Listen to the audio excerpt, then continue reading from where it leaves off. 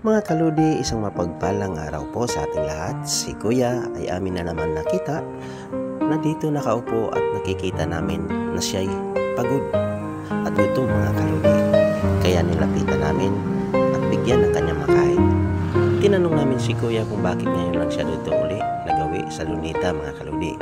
At ang sabi niya, andito lang din daw siya, kaso lang hindi kami nagkakita sapagkat minsan dun siya nagtatambay sa kabila, mga kaludi. Hindi rin nagtagal at binigyan ko na siya ng kanyang makain. At ang sabi ko sa kanya, Kuya, ano man ang paghirap, sana wag kang sumuko. Sana manatili tayong matatag. Ano man ang paghihirap na susungin natin sa buhay natin sapagkat tayo ay dadaan lamang sa mundong ito.